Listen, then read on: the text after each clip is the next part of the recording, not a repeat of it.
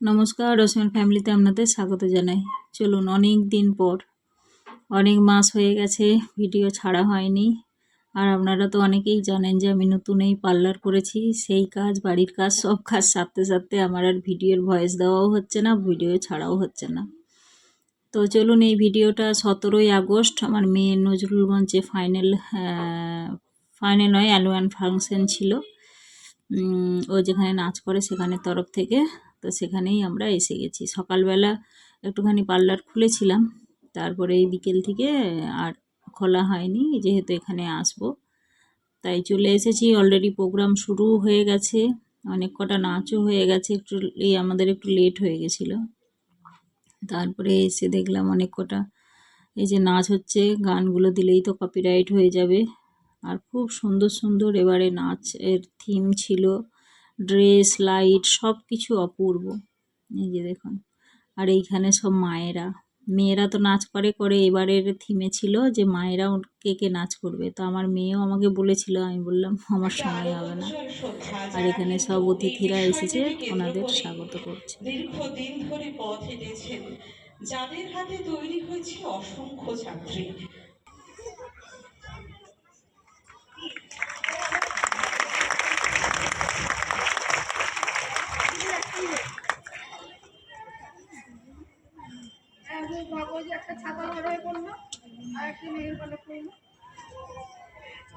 যাদের দেখলে মাথা নত হয়। এবছরের একই ওর আমন্ত্রণে ছুটে চলে এসেছি আমরা সকলে। এখানে দিদি আছেন, শুভাশিস আছে, আর সবাই যারা আছেন প্রত্যেককে আমার সম্মান, নমস্কার। আর যেটা হলো, রিয়া ঠিক এই নর্থ কলকাতায় এরকম জায়গা থেকে এনাদের থেকে শুরু করেছে অনেক ছোট, এবং আমি আজ যখন দেখছি ও আমাকে প্রতিবারই ডাকে, আমি আসতে পারি।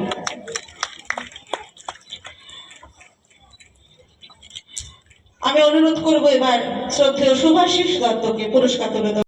আর একটু জোরে করতালি হোক, আর ছবিটা যেন হতেই থাকে। আর তৃতীয় স্থানাধিকারী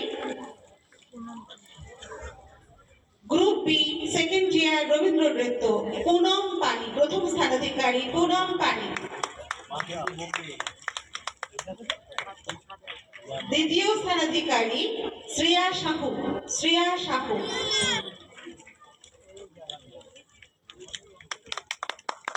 এবং তৃতীয় স্থানাধিকারী সায়ন্তী মণ্ডল। ফোক, এরপরে হচ্ছে ফোক। তৃতীয় প্রীতমা অধিকারী। চতুর্থ সুস্মিতা মণ্ডল।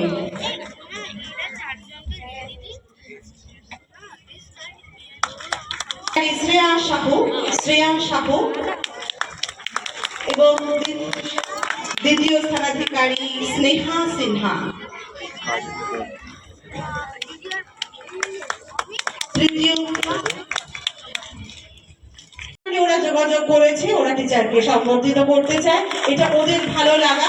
ওরা চুপি চুপি পুরো ব্যাপারটা করেছে, ওদের গার্ডিয়ান আমার সঙ্গে কথা বলেছে, দিদি আপনি একটু সময় বার করে দেবেন আমাদেরকে, আমরা একটু দিদিদেরকে করবো। এটা আমরা করার সুযোগ পাইনি, এবছর গুরু পূর্ণিমায় ওদের পরীক্ষা ছিল।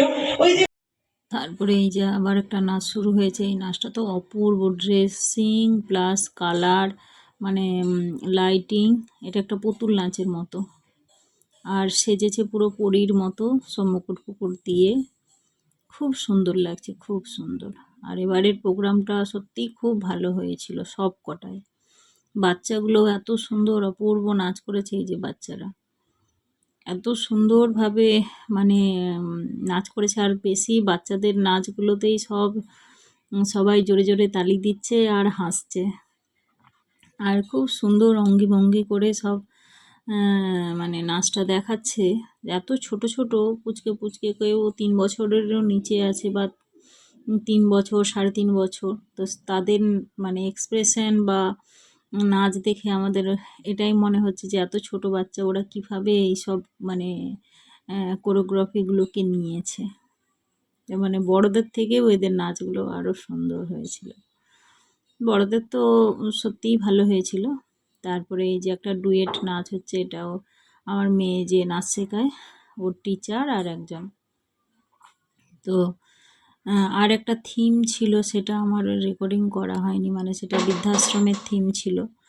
তো অনেক বড় সেটা ছিল বলে আমি আর সেটা ভিডিও রেকর্ডিং করিনি, এমনি দেখেছিলাম। খুব সুন্দর যে এখন বৃদ্ধাশ্রম নিয়ে থিমটা বানিয়েছিল। আর এই নাচটাও খুব সুন্দর, এটা একটা হিন্দি গানের উপরে নাচ হচ্ছে, ওই অশোকা পিকচারের করিনা কাপুর আর শাহরুখ খানের যে একটা গান আছে, খুব ফেমাস গান, সেই গানটাই হচ্ছে। কিন্তু যেহেতু গান দিলে কপিরাইট চলে আসে, সেই জন্য আর গান আর দেওয়া যাচ্ছে না। অ্যাকচুয়ালি আগে এরকম না জেনেই আমি সব ভিডিও যা রেকর্ডিং করতাম সব ছেড়ে দিতাম, দিয়ে ভিউজও হতো, কিন্তু কপিরাইট আসতো। তো তখন তো বুঝতাম না, তারপরে জানলাম যে না, এগুলো কপিরাইট মানে মানে কিছু রুলস আছে, সেগুলো করা যাবে না।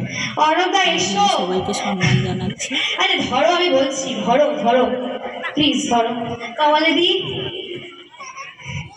প্লিজ এটা রাখো। কোনোভাবে কাকিমাকে পেয়েছি, মনীষা আন্টি, মানে আজকে দুপুরেও সারাদিন ঘুরে বেড়াচ্ছি আমি, সকালবেলা বাড়িতে গিয়ে হয়তো খাবো। আর তুমি, আমি একবার দোকানে গেছি, কাকিমা ওপরে এসো, ওপরে এসো, রিয়া ওপরে এসো, সঙ্গে সঙ্গে ভাত খাইয়ে দিয়েছে, মানে আগে তুমি খাও তারপর যা ইচ্ছা করো, ঠিক আছে? মানে এই মানুষগুলোদের কাছে আমার এক্সট্রা পাওনা, এগুলো আমাদের বলতেই হবে, কারণ অনেক নাচ হয়েছে, এটাই লাস্ট নাচ, সব নাগিন সেজেছে। আর খুব সুন্দর গানটা, নাচটাও খুব সুন্দর হয়েছিল। তো বেশি কিছু বলবো না, এটাই লাস্ট নাচ, তারপর সবাই বাড়ি চলে যাব। আর অনেক দিন পর এলাম। সবাই কেমন আছেন জানাবেন অবশ্যই কমেন্ট করে। আর যদি ভিডিওটা ভালো লেগে থাকে অবশ্যই লাইক শেয়ার কমেন্ট করবেন, যারা নতুন হবেন অবশ্যই সাবস্ক্রাইব করবেন। চেষ্টা করছি এই কাজের ফাঁকেই একটু একটু করে, অনেক ভিডিও জমে আছে দুর্গাপুজোর আর বাড়ির গণেশ পুজোর, অনেক কিছু জমে আছে, সেগুলো অল্প অল্প করে ছাড়বো। কারণ এগুলোই আমার স্মৃতি হয়ে আছে, এখন তো আর ভিডিও করাই হচ্ছে না। আর অ্যাকচুয়ালি সত্যি কথা বলতে একা হাতে সব কিছু সামলাতে সামলাতে আর সময় হচ্ছে না, সময়ও যদি হচ্ছে আবার ইচ্ছে মানে শরীর সাথ দিচ্ছে না এরকম। তো যাই হোক, অনেক দিন থেকেই ভাবছি যে ভিডিও ছাড়া হচ্ছে না, ভিডিও ছাড়া হচ্ছে না, তারপরে ভাবলাম যে না, ফাইনালি আজকে একটু ভয়েস দিয়ে ভিডিওটা ছাড়ি।